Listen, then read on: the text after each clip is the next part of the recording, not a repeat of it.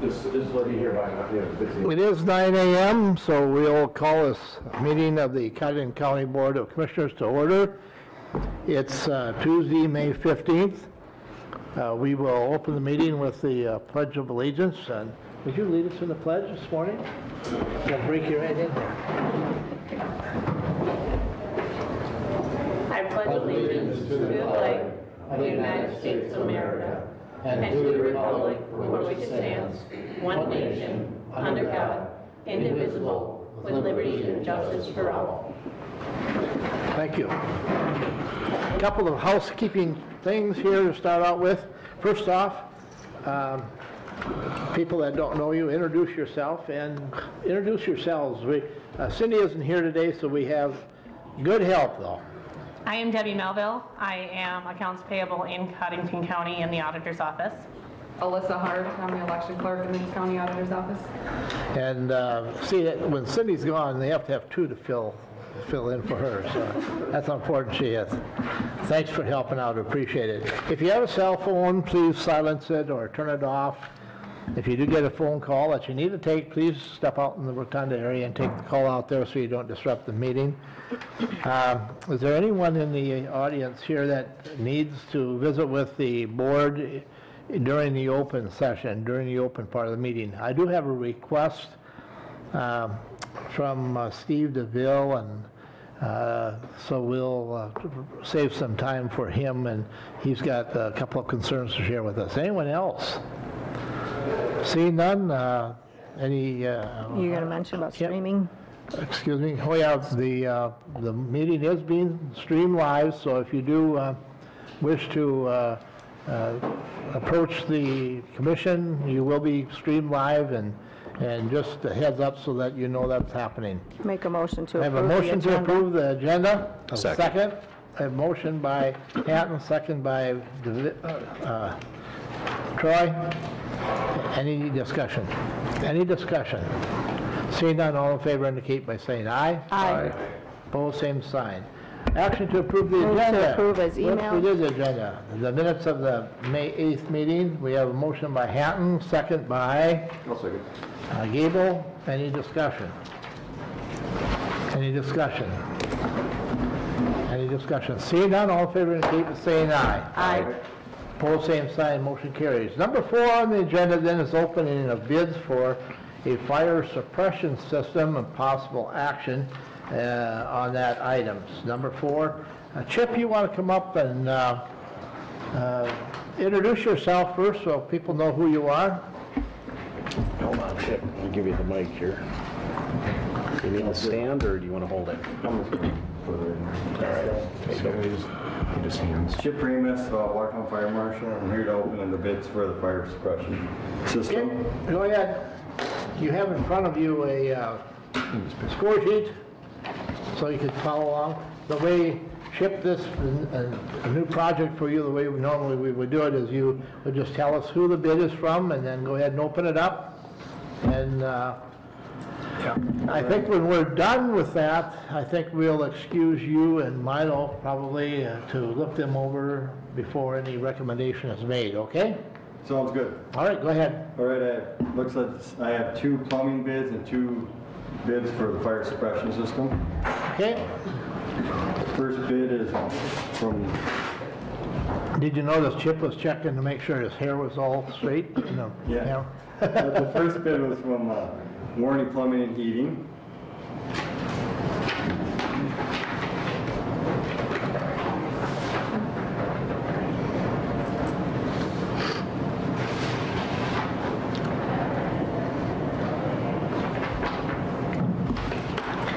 Let's see.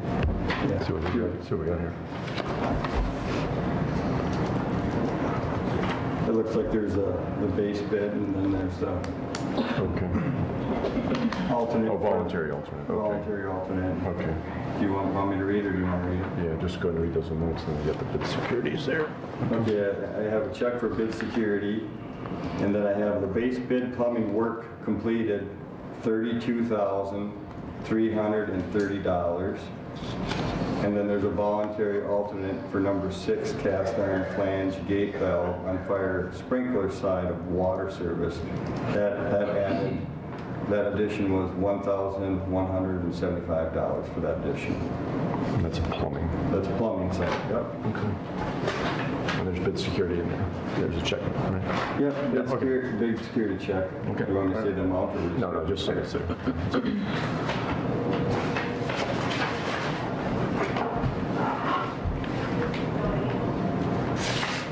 The next bid's from Andor Incorporated. This would be for the plumbing.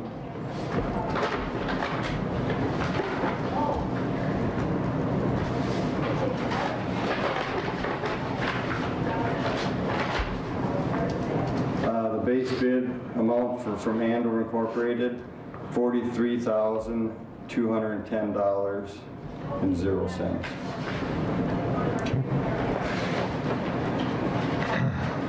there bid security in there? There's not a bid security. But there's a bid bond sheet. Okay, yeah, Yeah, that's fine. that's That's what fine. we need. Yeah, that's fine. That would Okay. qualify. Yeah. No alternative on that? No, No, there's no yeah. alternative. The first one was a voluntary alternate, so. Yeah, the first one there was for a valving to connect to the sprinkler system. Sometimes the sprinkler companies provide it, or sometimes the plumber does, and that's why you put that $1,700 in there. Okay, the next bid is from Extreme Fire. This is for fire suppression. This probably should be easy to read right here. There's a bid bond. There's a bid bond form, and then a Yeah, bid bond. Yeah, this should have it all right here. Oh, there's a second page of that.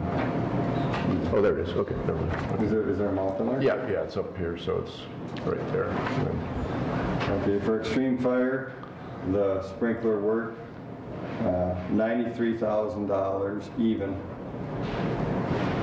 Okay. And there's a bid bond worksheet for that. Okay. And Where are they from? they acknowledge both the. Where are they from? Extreme Fire. They're from Sioux Falls. Okay. Yeah, okay. So the key things. Good was- there. Yeah.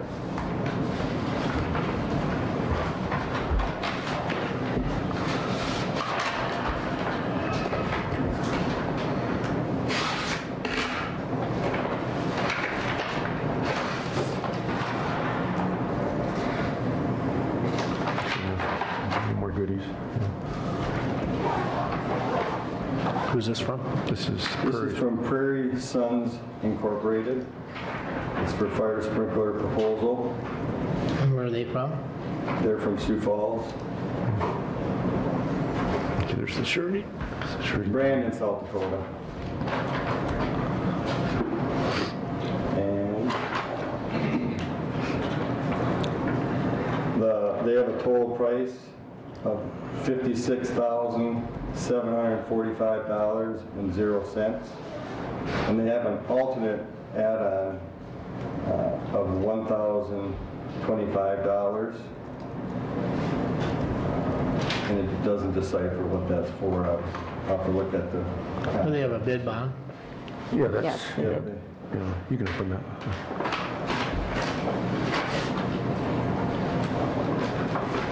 They do have a bid bond, Yep. so those were all the bids. 2 for the sprinkler system, and 2 for the plumbing. Can I see theirs real quick? I just want to see what does it say what that alternate's for. Question, is this, were we going to get bids for the entire project or That was a- break it down or what Yeah, did the way, okay, so we're doing plumbing and sprinkling separate.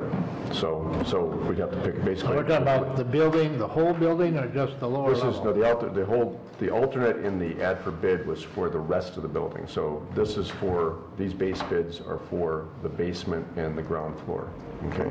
And so nobody bid on the alternate for the rest of the thing. The one plumber bid was clear what that option, or the voluntary alternate was. And we didn't see what the Yes. other, from Prairie Sons, what the voluntary, did it say what the No, it voluntary didn't alternate? say in Okay. there. And we went with, during the pre-bid meeting, we changed things up to have the plumber do the plumbing work and the sprinkler do the sprinkler work. Specialty, Yeah. there's very few companies that do them both. Yeah. So we broke it up to try to keep the cost down. And the ad for bid said, Changed. the ad for bid was written in such a way that you could do that too, so, anyway, So this is just the this is the base bid. basement and the Yeah, first so floor? the plumbing piece of it would be getting the water from the street to the building. Yep. And looks like that's what we're gonna have to do. And then getting then sprinkling the basement and that ground floor. Right. So, I just wanted to be clear as to Yeah. what Yeah. we're doing. yeah, Yes, and yeah, then that's- there's a line coming up to this floor, so there's, whenever these 2 floors, and we can talk about that later when we should do them. Right. But a supply line, so we don't have to disturb any Yeah, so- first floor stuff, so we'll have everything done during the construction downstairs. So that would be a smooth continuance from what was installed before. And that's in the specs. We don't have to go rip out and put a 5-inch line instead of a 4-inch line because there ain't enough water to reach the cupola.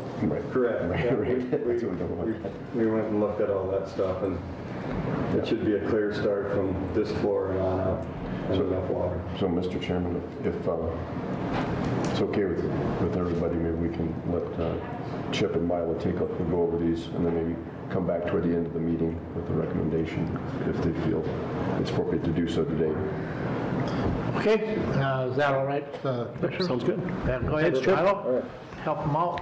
Milo has his Appreciate your work. report. Thank you. We'll Thanks, be in Chip. Milo's office. Oh, Milo, you can give Milo's a good. report Okay, quick all right. before? All right, Thanks, Milo will Chip. do his report first.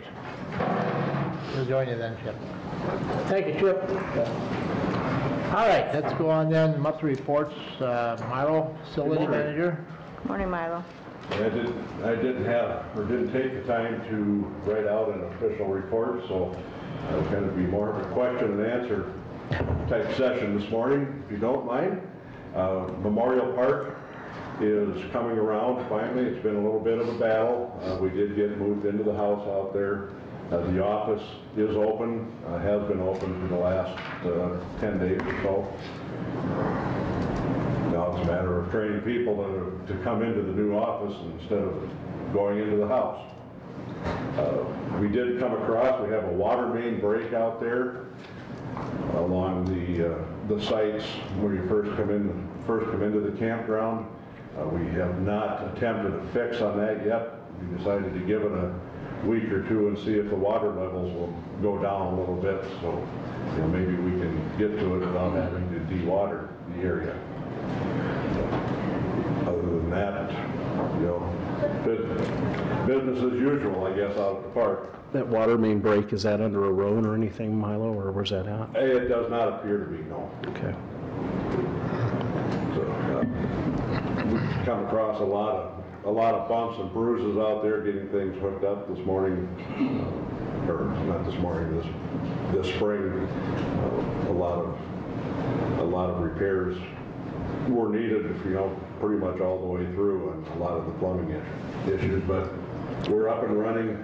We're good there. Ag building continues its normal pace. We're kind of in a run. We've had a number of auction sales out there, but everything is going smooth. Everybody's happy as far as I know. Courthouse, kind of the same thing. We do have a new employee starting at the courthouse today who will be replacing Steve DeVille upon his retirement. Over at the detention center, been relatively quiet over there too. Haven't had any of the major problems that we've experienced in the last few months. No major sewer blocks or anything like that, so I shouldn't even admit to that in a public setting because it's kind of putting a jinx on it. So with that, any questions for me this morning? Have you all had a chance to go out and look at the renovations that they're doing out there and see how they moved the office over to the old game room and put a divider in there? If you haven't been out there, please go out and take a look at what they're doing. Don't be critical of what they're doing if you don't know what they're doing. That's what I'd say. They're making a lot of improvements, and thank you for the work. Putting in a lot of hours, I know, overtime hours, and we appreciate that very much. Thank you, Milo. All righty. Thanks, Milo. Thank you. Milo, would you hand these to Sarah on your way back? Sarah can just look at these couple sheets on my, I'll ask you about them later. All right, let's go on. Rick, Highway Soup. This is his first opportunity to report to the commission, so let's work him over. No, we're going to be easy on you. Welcome, Rick. Good morning, Rick. Morning, Rick. Well, it can't be any worse than last week with the place packed, so. Yeah. I didn't write anything out, but we officially took all the sanders and wings and stuff off last week. You think it's safe, huh? Snow. Yeah. Hopefully. That was a long wait. We're crack sealing, that's about to come to an end. We're gonna start going around and patching soft spots in our roads. We spray MC70 on it, put P-Rock over it. It absorbs into the blacktop to seal things up. And hopefully, so that we don't have the big blowouts all over town, or out in the country, I should say. But load limits are still on. And I've been talking to farmers and checking roads and other people. And I'm not exactly sure when those are going to come off. I get calls all day long on the weekends. But I'd rather err on the side of safety than have everything tore up. We had some gravel roads tore up last week with the rain and stuff, so. Part of it was the frost was still Yeah, and there's still frost there. I talked to a farmer yesterday over by Henry, and he had told me that he sent his daughter out to spread fertilizer, and he was just waiting for her to call, that she got stuck. She drove right through it. There was still frost there. She drove right on that, so she sunk in about 6 inches, and he said there was frost there. Wow. So. Yeah. Okay, any questions for Rick? What was the chemical? You said HC70? Or MC70. MC70? It's oil. It's just oil. Oh, it's just Yep. Okay. It absorbs into the blacktop and helps seal it together. Right. Okay. So. You see that when we get our bids, when we do our spring bids, that's on there. Yeah. When do they anticipate starting on County Road 6? Is that? That, I'm not sure. I saw some surveyors out there the other day or something. And I'm not sure what those guys are doing. I can't catch up to them. They keep poking holes in my roads. So you've seen them do that. I was wondering what they were doing. That all hinges on the road going through South Shore. Yeah. It's going to That'll be be done first. the same Yeah. time they're going to Yeah. utilize that plant And then. they're So. trying to get their crusher into get it a mile south.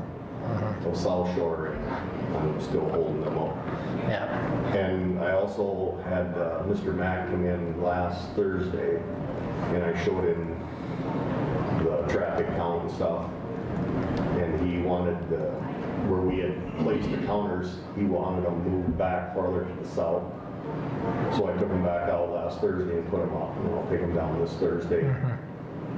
I'm not exactly sure, but he wanted there to be a higher speed because they had farther to travel. Yep. So. Well, that's I good. moved them both. I appreciate you doing that just to show if there is a difference or not. Yeah. So thank you. And I had told him that you guys would be getting hold of him on another meeting, so. I contacted him. He had the copy, so. Yeah. So when you get ready to make a recommendation to us, let us know. Okay. All right? We'll need to, we'll wait for the Yeah. next, Yeah. the data from this time again, and then we can compare and. Just for reference, that's that stretch of land going south off 212. I don't know, there's a name for the Anderson's road. Corner. Speed limit issue. County Road 76. Yep. Yep. So, Yep. okay, any more questions for Rick? When you get that data, if you want to share it, that would be great. Thank you. Thank you. Thanks, Rick. Thank you. Appreciate it. Let's go on to number 6. Brad is here. Action to declare sheriff's patrol vehicles surplus to be traded. How we doing, ladies? You keep it up? Yep. All right, good. And that document is in your Morning, packet. How's it going? Good. How about you? Not too bad, not too bad. Well, first of our 2 vehicles that we ordered have come in from Watertown Ford. Historically, we've traded in vehicles in the past, our old vehicles that we're getting done with. I'm asking the board to see if we can trade in a 2007 Ford Taurus, and we have a 2009 Dodge Durango that we're looking to trade in.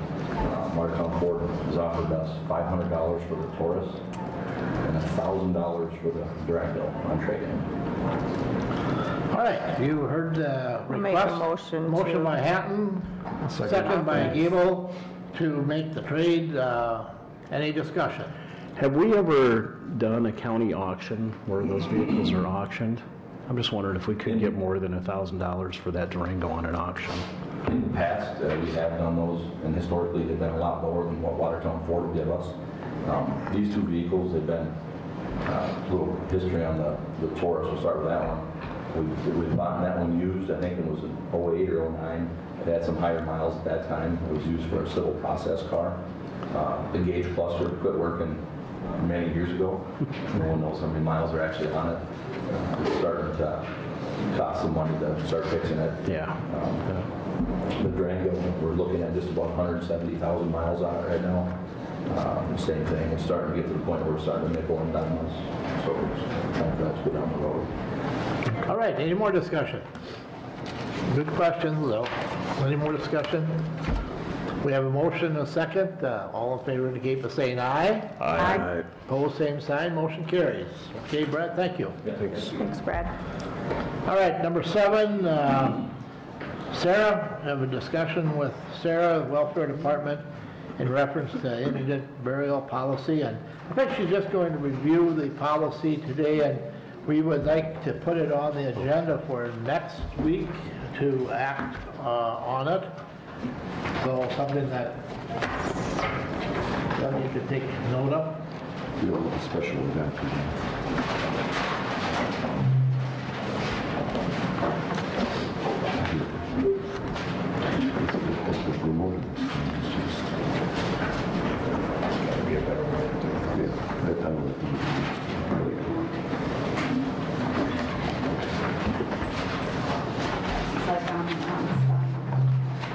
Sarah, I'm going to have you pull that mic off. Radia's going to yell at us. Try starting the briefing here, color your slides, see if that kicks it in, gets on. Got it on. But, All right. That was not too bad. Okay. next one. I just, we've been working on policies. This is just a follow proposed burial guidelines and policy changes. I just need to get some direction. I'm seeking some direction from the board. Two things that we basically broke it down to identify the 2 points that we need clarity. One is defining next of kin and the method used to determine financial eligibility for the next of kin. And the second was defining and clarifying the role of county and funeral home during the indigent burial process. So I recommend that we define next of kin in the guidelines and then address the method of determining financial eligibility in the procedures. So our guidelines, which are also sometimes referred to policies, are who we help. The procedures is the process for how we help, and that's more detailed. We always have there's some defining next of kin proposed options. You always have the option to keep it the same, but through conversations, there's also an option that came about, which is breaking down into 3 levels using the consanguinity table. That is, you don't have any idea how long I have to practice that word. And I'm going to hand that out to you too, so that you just have a little bit of a closer look to what that is, as I kind of walk through this. And this is just for discussion. You guys will have plenty of time to absorb this throughout the week.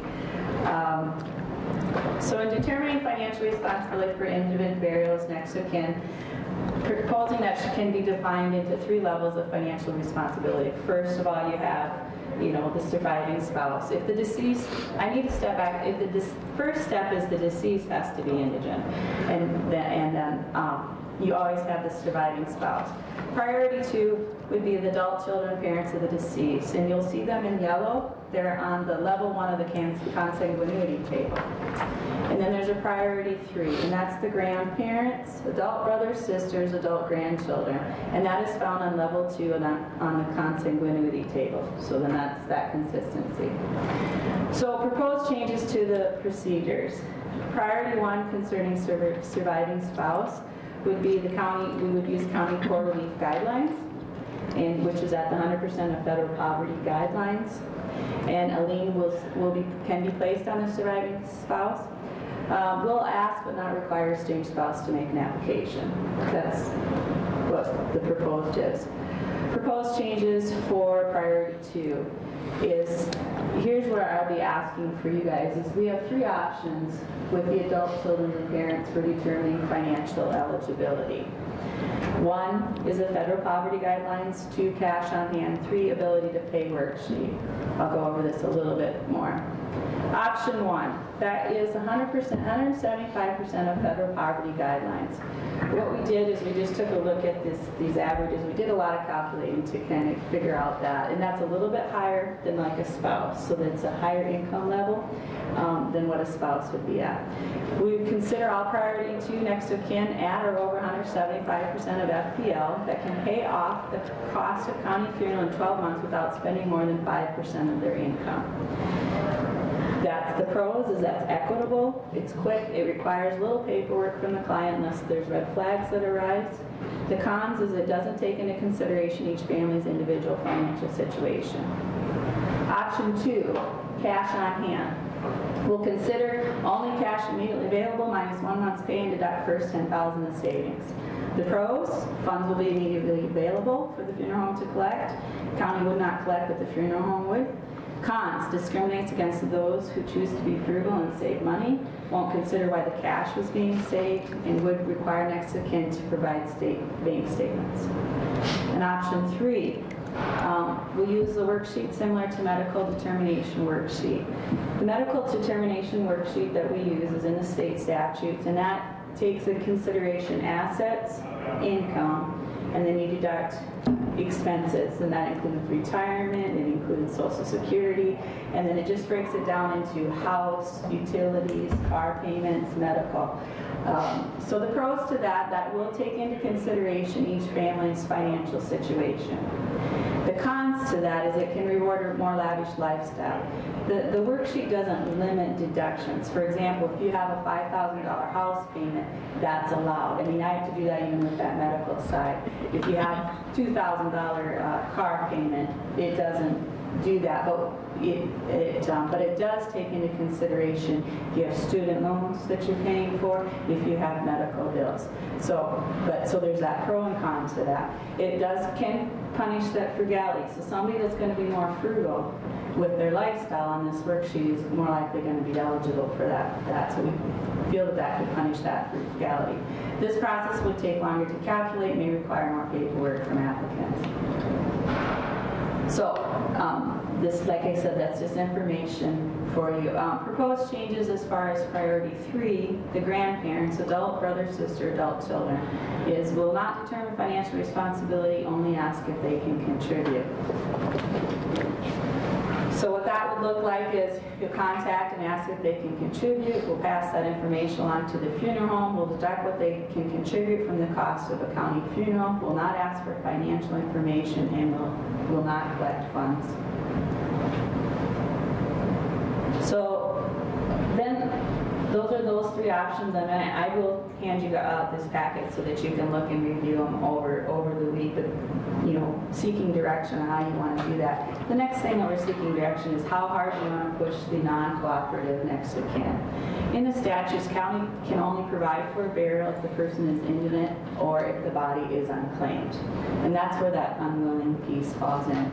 If next of kin is found to be financially able to provide a burial and refuses, the body needs to be unclaimed if the county can provide a burial. So the unclaimed body, the county determines, if it's an unclaimed body, then the county can determine final disposition. The county will always take into consideration the wishes of the family, however, the county does get the final say in what happens to the body. Currently under 34-2618, the county can require the next of kin with sufficient means to provide a burial. If they refuse, that in by statute can be a misdemeanor. So a lot of times this is where the conflict is getting between the statute 34-26 and 28-17, which is going to take precedence. The 28-17 has the unwilling clause. So my question is going to be, how hard does the board want us to stress this law? Mr. Chairman, so the 2817 was the one you just showed about the unwilling. This one? Yeah. No, and I have those in your statutes, in your packets. 34-2616 is the law that tells you who is responsible for burials, and that says all next of kin with sufficient means. In the statute 28-17, there is a piece in it that says the counties are to provide if a person is indigent or unwilling. The two, in essence, the two statutes actually conflict with each other. And then the other one says we can require them to do it, and there could be a mistake. Okay. If the 34, yeah, it can be required. And so this is where we get into that, a bit of that conflict, and I need the boards on that. So then, most of what, a lot of it, I do feel that we will be able to resolve through the communication piece of it. And this sheet I'm handing out to you as well. And you'll be able to review it more during the week. What are these all? What this is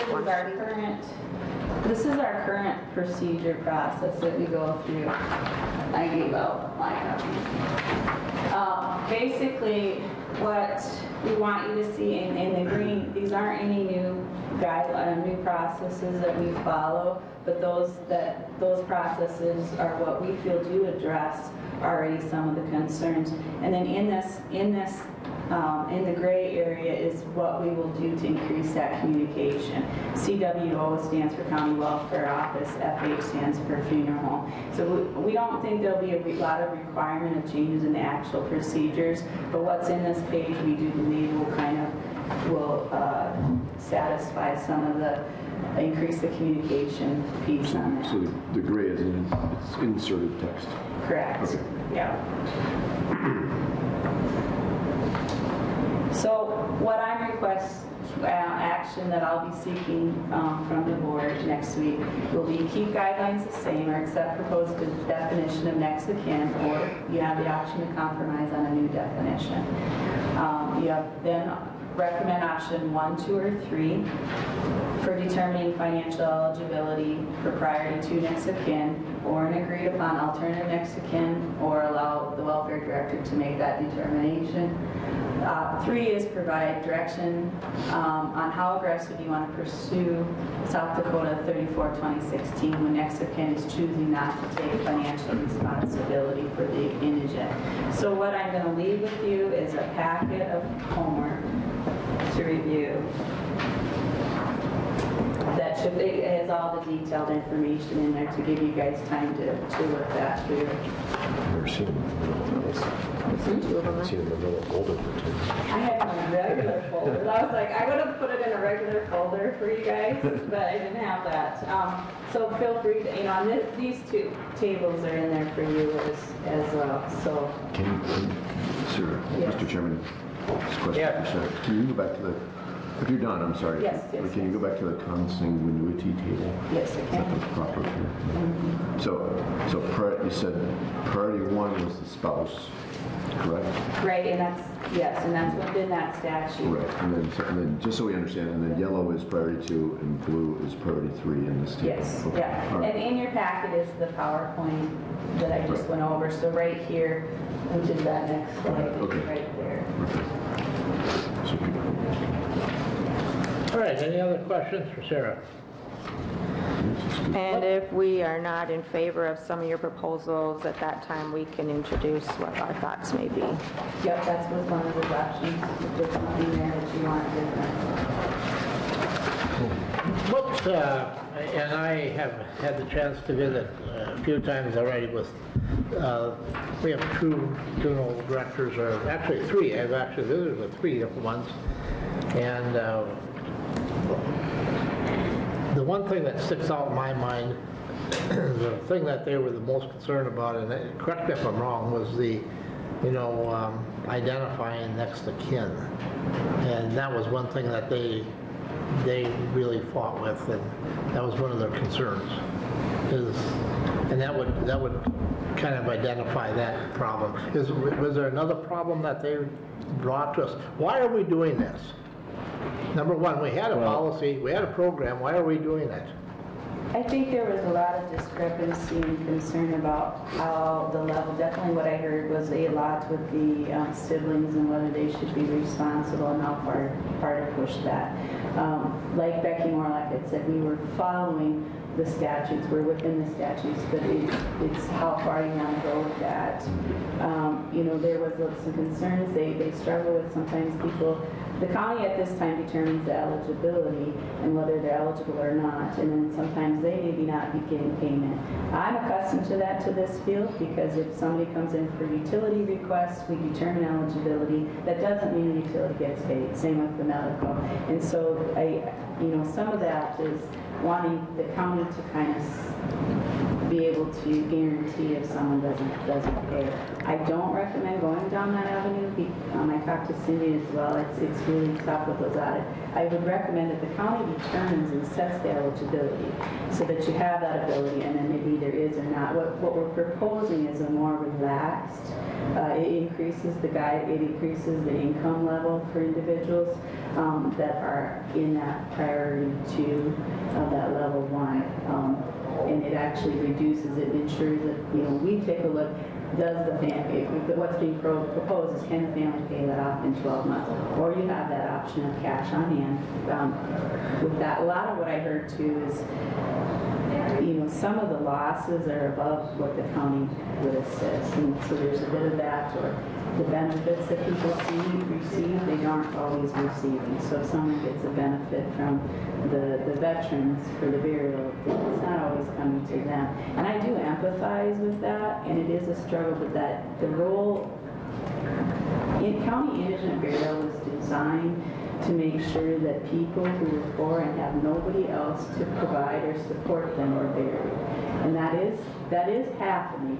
This is just, the request is asking us to be more generous than within that statute.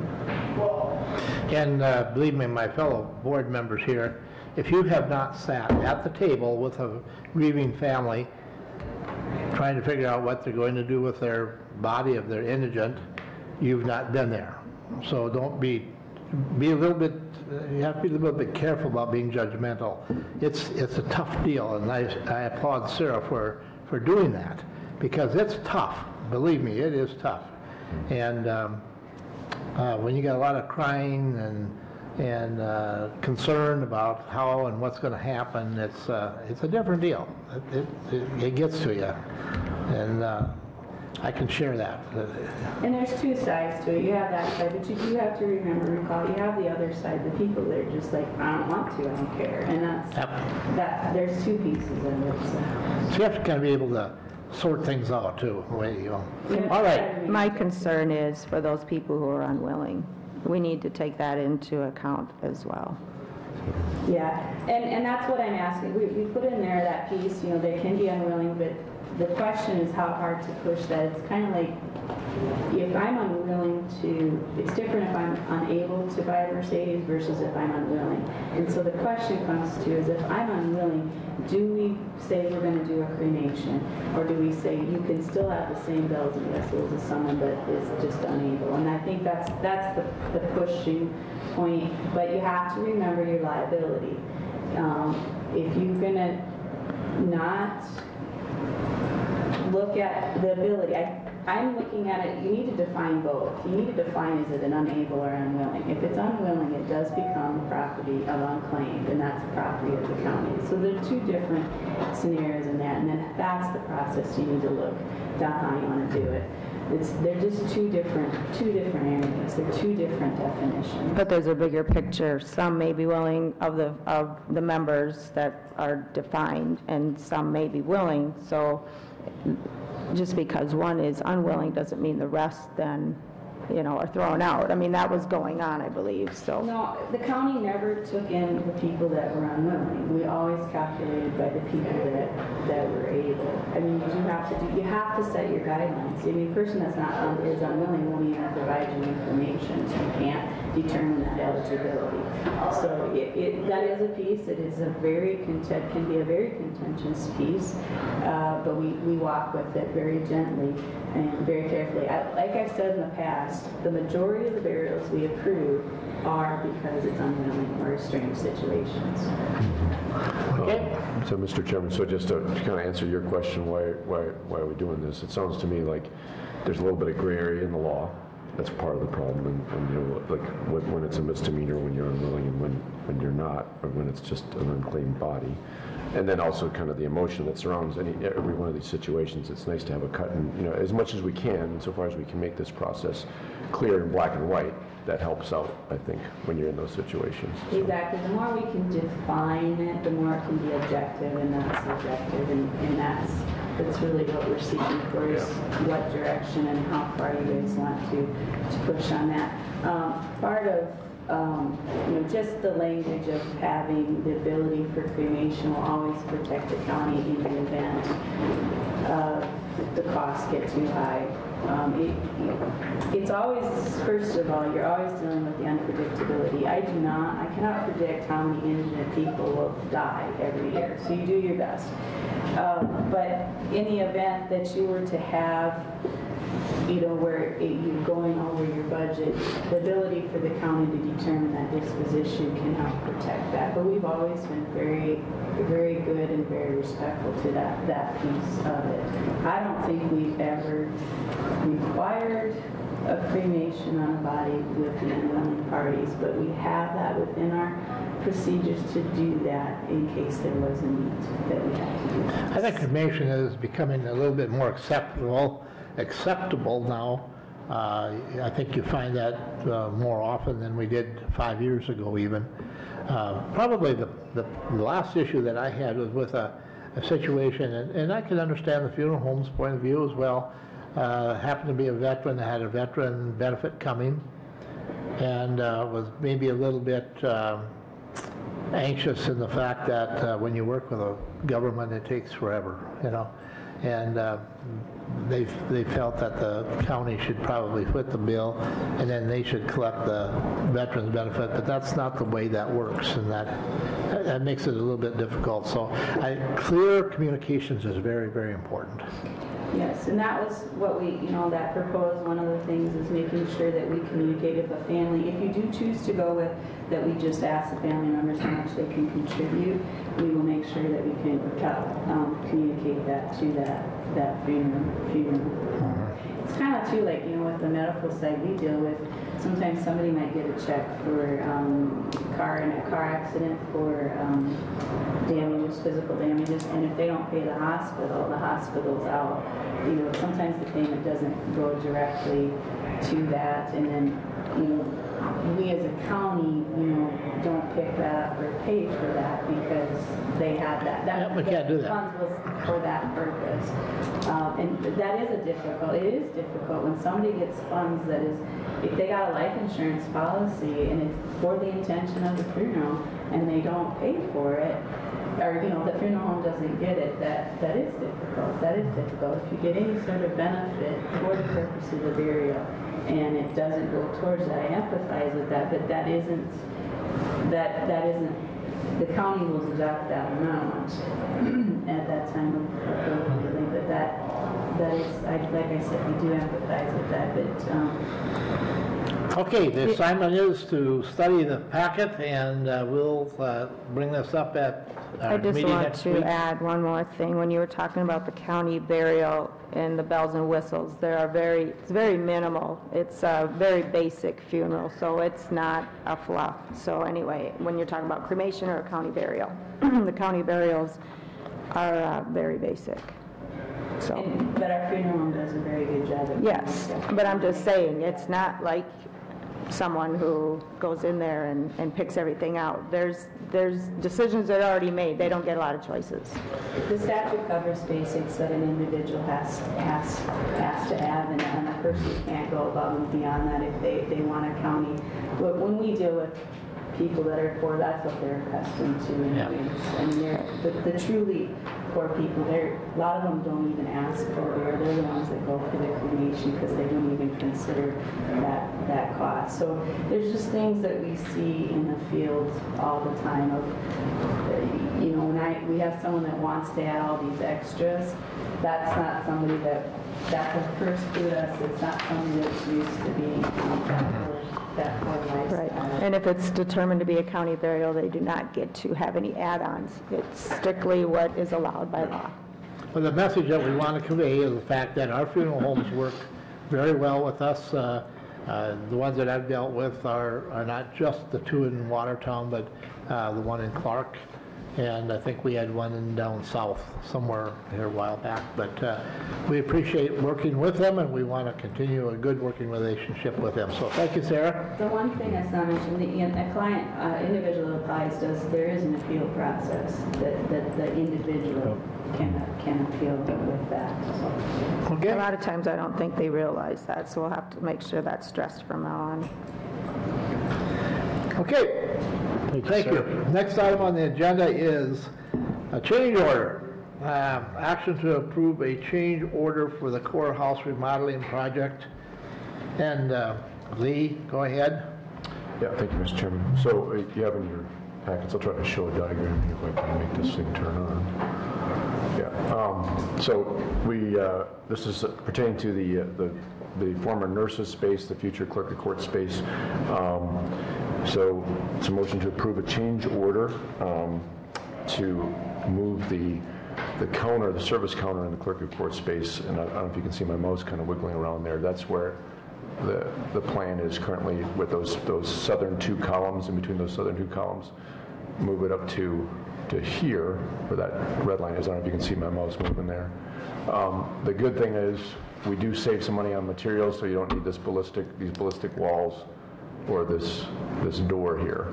On the other hand, we need to pay the architect to take care of the redrafting and redrawing of a few pieces of the plan, say for wiring and whatnot. So, and you have that invoice in your pocket or in your packet.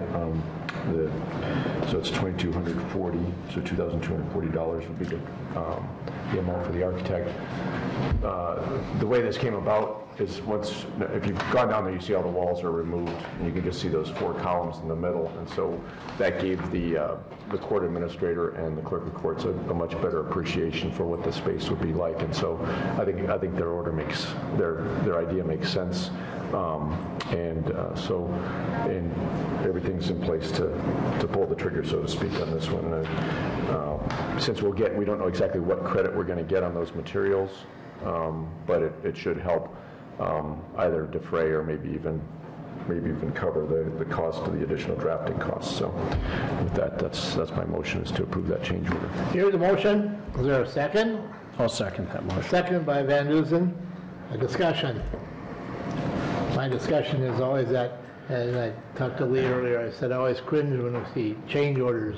It bugs me when I see change orders. We haven't seen many of them, though, which is good. Well, this is the first one we've seen, isn't it? Yeah. Yeah, that's first one. Yeah. But remember, they're still in the destruction stage yet. So Well, that's it, and now's a good time to. It's a good time to catch. good time to find them. Yeah. So. Yeah, don't have to tear out any walls to fix it. Yeah. So it's just it's a paper. So right now it's a paper thing. So that's good. Discussion, any more else? Anything else? Any other discussion? Any more discussion? Seeing none? Call for the vote. All in favor indicate by saying aye. Aye. Aye. Opposed, same sign. Motion carries. Should we just finish this up and then go back and get the results of the bids? Or should we take that now? Did you guys have a chance to review it? Should we take that now? Let's go ahead, come on up. Milo, Chip, let's hear your ideas, your thoughts.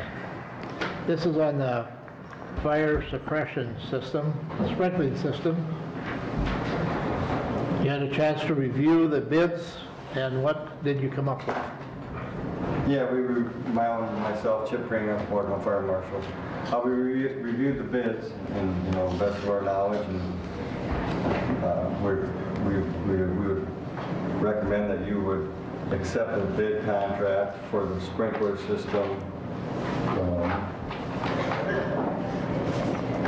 You can see it up there if you need to look at the, I'll put it back up there. Oh yeah, well, it's Warney Plumbing. For the plumbing part? For the plumbing part. Okay. For $32,330.00. Would that include their alternate? Chip, would you recommend accepting that as well? We should also include the alternate. We should have the alternate in there too. So that would total would be $33,505. Okay. And Mr. Chairman, I would recommend we do two separate actions then, since the bids are clearly separate, one for the plumbing work and one for the sprinkler work. Did you hear that suggestion? You okay with everybody? What was the total on the warning? It's $33,505. So this one has an extra column on it up there, so to total it up. So I would make that motion that we accept Warney's bid on the plumbing work. We have a motion and a second to accept that Warney bid. Any discussion? Any discussion? Any discussion? My concern is when I was reading the information in reference to that is, because as I was involved in this process here a couple of times, and the water source coming into the courthouse.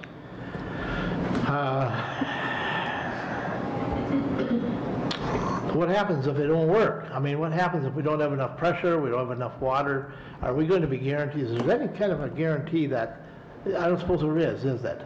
Because we're talking about spending a lot of money, and then if we can't, that's what happened. That's what happened. The operators, they could not have gone through the existing line would carry the load. So this is to lay a new line, basically. The existing line couldn't carry the load. Why? The reason why is it's coming off the smaller main out in the street, and the supply coming into the building, which I'm talking about the North Street, where it comes in, it's a smaller pipe. And that type of pipe is prone to rusting and corrosion. It was questionable even if that size would meet the demands of the courthouse. And also, they can't predict the internal rusting, and there's no way to inspect that. So you could have actually a really small diameter hole that's feeding actually the water through that pipe. And it's an existing pipe that's in the building, so it's original. And we all sat down and we talked about it, several of us. And I talked to some sprinkler contractors, and they were concerned that wouldn't even meet the demand, what the system in all would cover. And they felt, and the same with the water department, that we should run the 6-inch main coming in from Maple, and that would make suffice what the demand of the system is for the domestic and the sprinkler system. Because due to the height of the building, and later on when we sprinkle the rest of the building, there's they have to calculate what the demand is for the system, and that's why we want the 6-inch to be safe. So just to answer your question, Mr. Chairman, I think we're answering your question, your concern about that the existing pipe might not be enough, because this bid is about laying a new 6-inch line to the building, so to cover that. So your concerns about, because you just don't know what's going on in that old pipe, that this would tell us, we wouldn't have to worry about it. So. Well, the way we got stuck in the deal is we ended up putting in a huge, very expensive supply tank that we had to store in the facility with an additional pump as a backup, because the source wasn't there. We just didn't have enough volume or pressure. And it always bothers me, when you turn a light on, you got a 75-watt bulb, you expect to have 75 watts of electricity, and we do that. But in the water deal, it's a little bit different. They say, well, you're at the end of the line, or we got rust in the pipe. Alan, cut it with me. You would, One thing I want to talk about, you're talking about two different things. You're talking about a rural water Yes. system. Yep, the rural water system is what that was. Right, this is Yeah. a city municipal. We have more pressure. Their water doesn't rust, right? We have more problem, we have more pressure, more volume. Well, know, yeah. and the fire department knows where the. But you understand where I'm coming from. Yeah. I mean, supply and the ability of the pipes to be able to handle that supply and that pressure. So we don't put in a $100,000 system and we can't get water to it because the pipes keep blowing out or something, you know, that's what I. So Chip, this $33,000 from Warney Plumbing that you're making the recommendation that we accept, that is to lay that water line from Maple to the courthouse building? That's correct. Okay. yep, and that would dispel what you're concerned about, and that's why they're doing it. And that's why we have this extra Yep. cost to it. Right, correct. Any more discussion? We don't want to water the issue down, so. Any more discussion? Seeing none, all in favor indicate by saying aye. Aye. Opposed, same sign. Okay, let's go on then to the system itself. Sprinkler side. Yes, we reviewed the plans from two contractors, and Mile and myself, Chip Primus, we agreed that we should go with Prairie Sons with their project. And would that include the, And that would include the 1,000 was for the That's a- bond check. okay, well, that's what that is? Yeah, that's, you know, they didn't include the bond check, so. Okay, okay. So, That's what that, yeah, so $57,770. so I'm sorry, say that again, so the alternate is the one, the 1025 is what? May I see that packet there? Just so I understand. That is probably that piece there, right there. Thank you.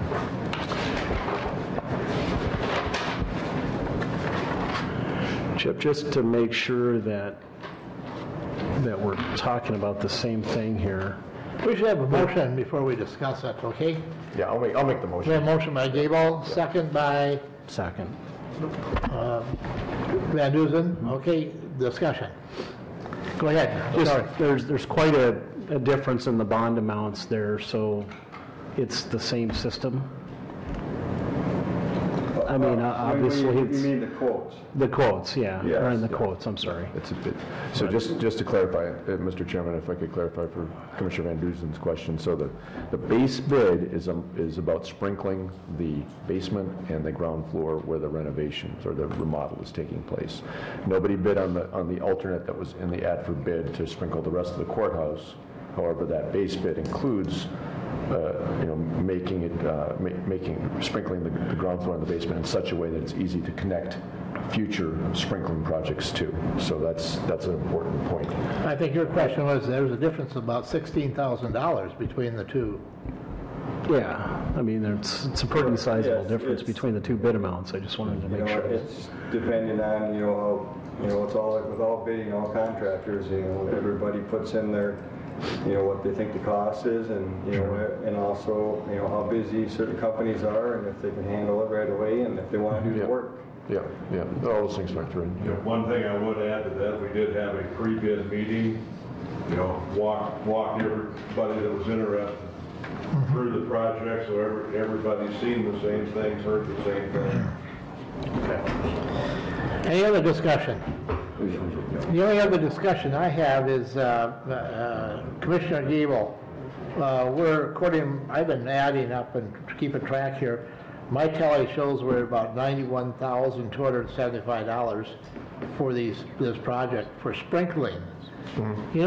This courthouse has been here since 1928. It doesn't have a sprinkling system in it. Why do we have to spend $100,000? Because it's going to creep to $100,000. How things go. 95,000, whatever. It doesn't matter. Do we really need to spend $95,000 or $91,000 on the sprinkling system? I think the voters need to understand that. Well, you might, go ahead. Yeah, you can, or I can speak about Go it too. ahead, because Mr. Chairman, we talked about this, almost exact question when we were up at the fire hall.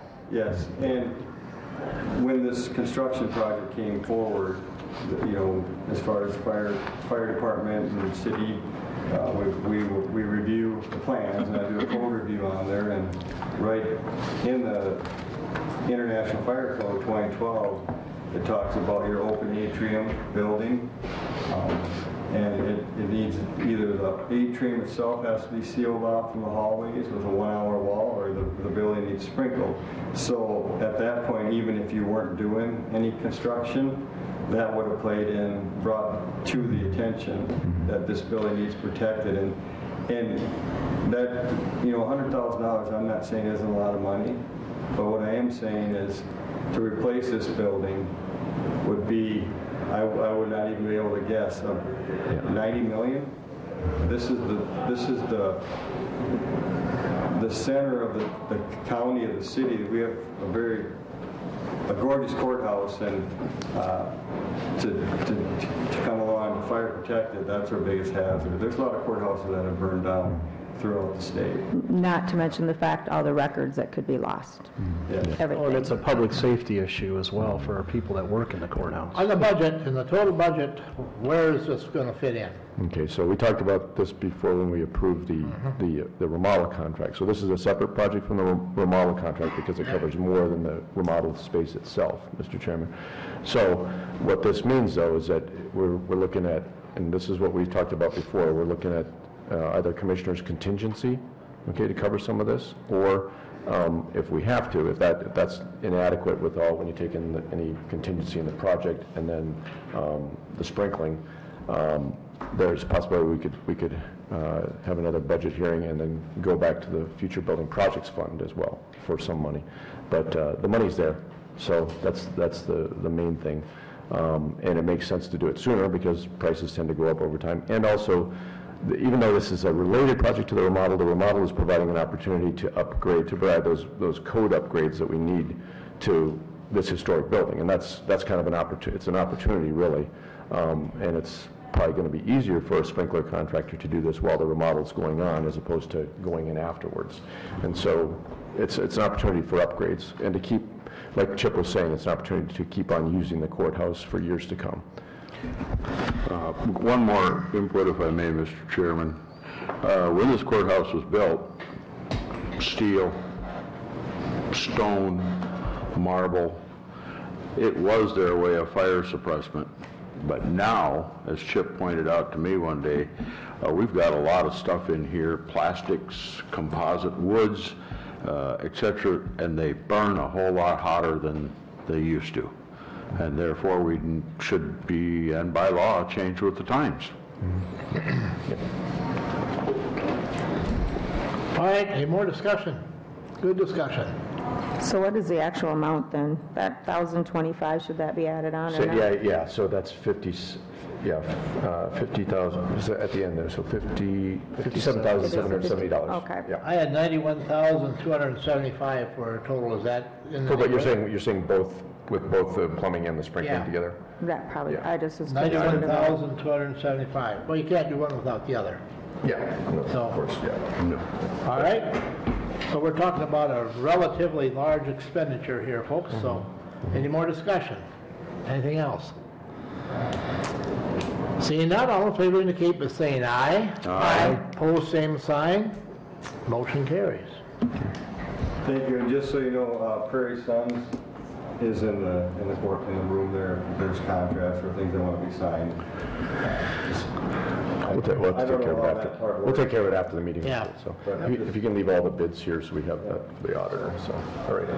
Congratulations. Thanks for your work on that, Thanks, Chip. Chip. This decision, this has been a long time coming. It's been talked about for 20 years that I've been hanging around up here.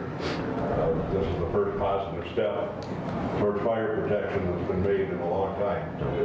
A few of us attended the Fire Ops 101, so we have a better understanding now. Oh, yeah. Yes. Yeah. Well, and it was the last business fire, if it wouldn't have been for the sprinkler system, that's what saved that business. so. Yeah. The best results of this action that we just took is that we never have to use it. I agree. There you go. Anyway, All right. thanks, guys. Okay, thank you very much. Let's go on then. Action to approve claims for payment. Do we have any claims for payment today? There are no claims. Hey, that's what we like. Number 10, action to approve automatic budget supplements. Any automatic budget supplements? All right, moving right on. Let's go to personnel changes. We got a couple of those though, right? Yes. One, and read it to us, will you? Tell us who it is. We got to get you involved here. It is a new hire for the State's Attorney's Department, Lisa Felch. She will be the legal secretary, actually starts today. Good. Make a motion to approve. So a motion by Hatton, a second by Waterman. Any discussion? All in favor indicate by saying aye. Aye. Opposed, same sign, motion carries. Let's go on then to travel requests. We've got a couple of those.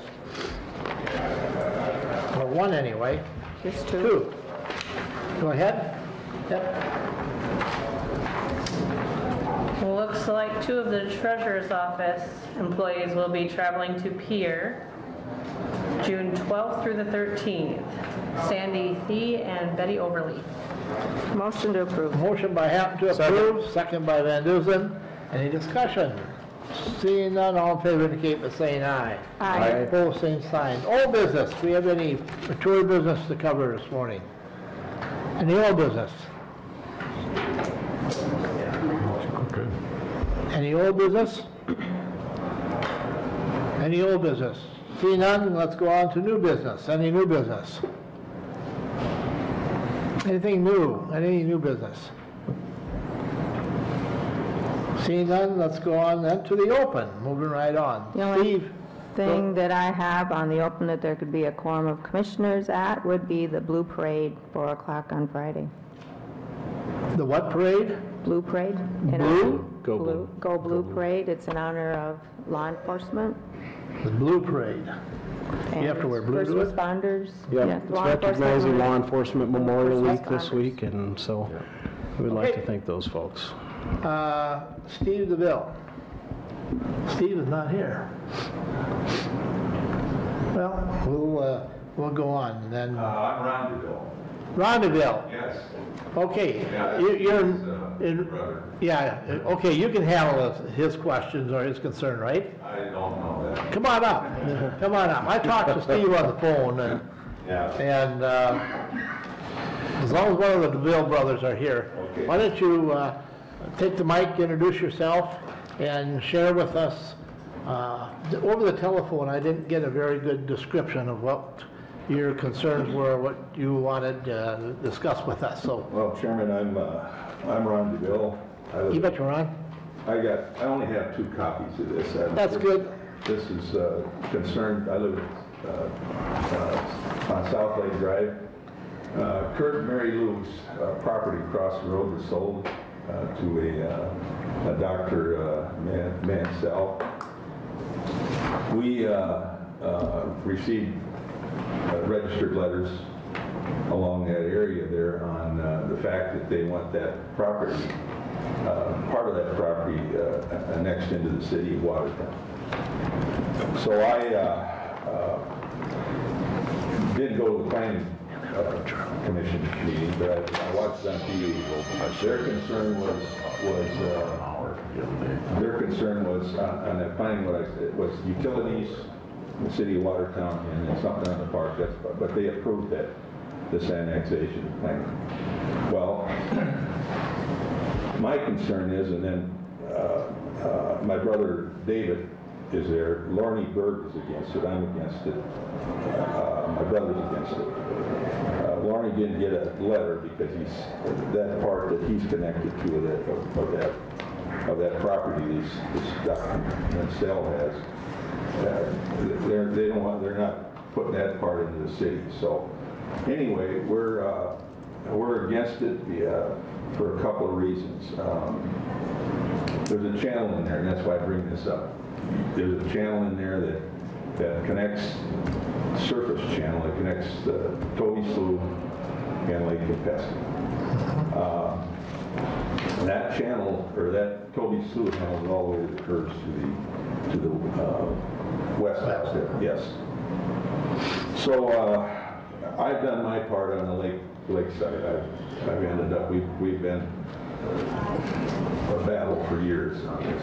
I ended up building a spillway. They put a culvert in. I did all the concrete work, took that out of my pocket, that culvert. But you still have that channel across the road. Well, we're wondering why he's putting utilities in. Well, we know, ducks, geese, and that don't want gas lines. They don't want all this. So doctors build big houses. So right now he's got Kurt and Mary's house up for sale. So that isn't, he took that in because he wants this other land to build up.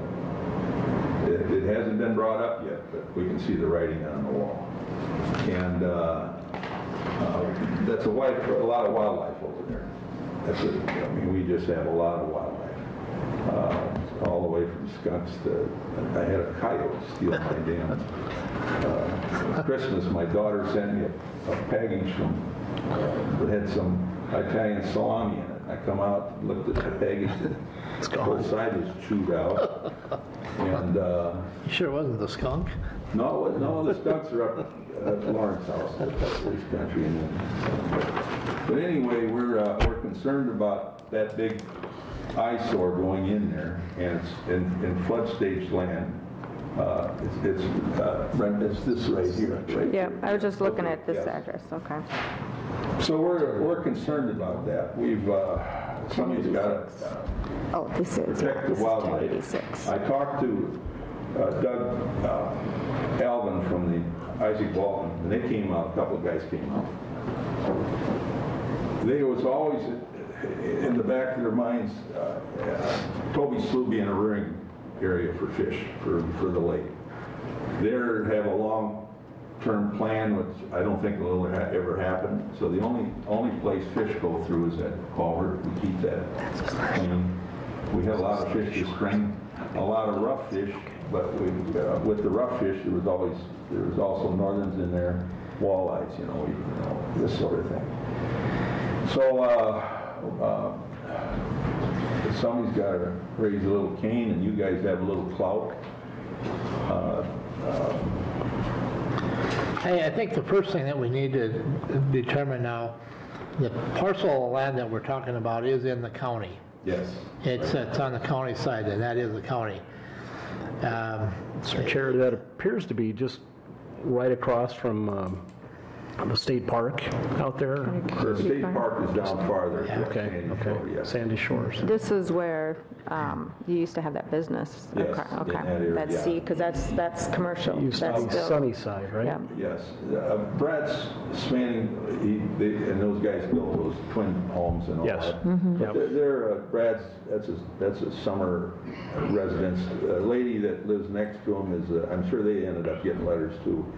But the lady next to him is a retired Marine lady, and about every other week there's an ambulance there, so I'm not going to bother. There's another lady there, her husband died, she's from Clark. They're not concerned. And then there's Myron, or Myers down there, there's an insurance person down there, so I didn't go that way. All right, so what you would like us to do, and we're going to have to get our planning and zoning board involved in this. Yes. You understand that? Yes. So now that we've heard what your request is, you just don't want to see any huge houses built over there across the road is what so now we know what your request is. We'll carry it forward to our planning and zoning. Another thing is they're going to have to raise that land up. That's pretty low, yep. Pretty high. It's low land. Mm-hmm. And what are they going to do as far as the channel there? Mm-hmm. How are they going to? Now, I don't know if the channel is included in this, or it's up to the edge of the channel or something, because he's leaving the other side into the county. Well, we'll see what we can do. We'll see what we can find out, okay? Okay.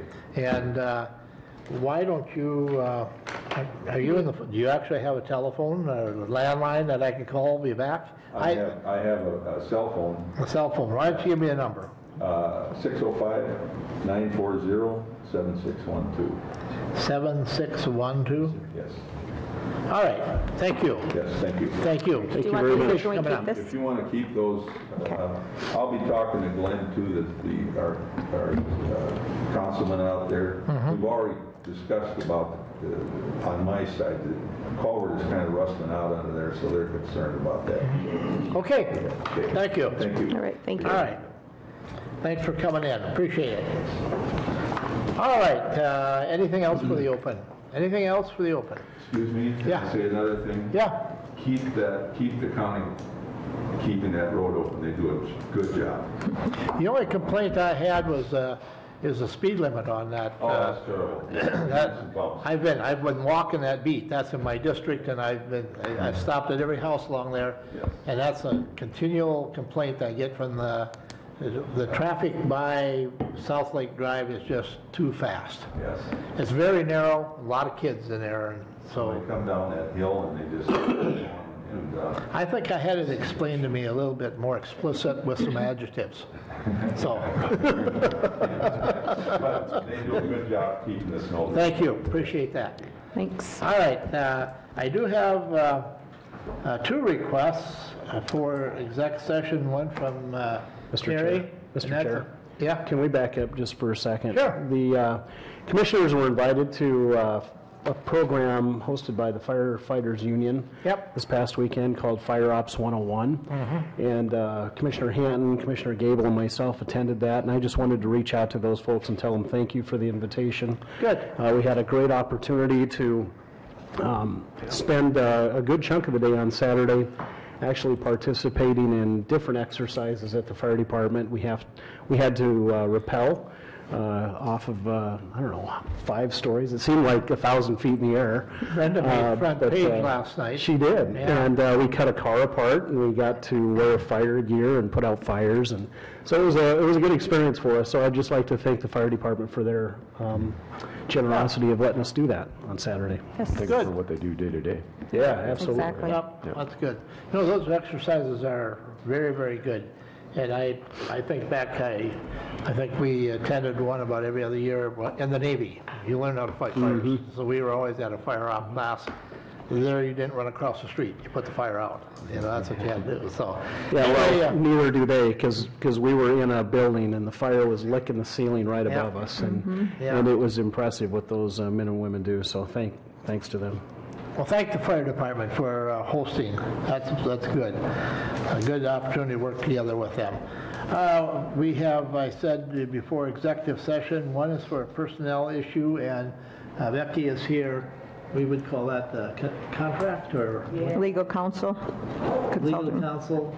Legal counsel. regarding, Yeah, number 1 and Litigation. number 3. I'll make a motion that we go into We have a executive motion by session. Hatton to go into executive session. Is there a second to that? Second by Gable or Waterman? We'll share. Troy. We'll share. Yes, you should. We need to vote on that motion. Yes, we need to vote. All in favor indicate by saying aye. Aye. Opposed, same sign. Motion carries. We are in executive session.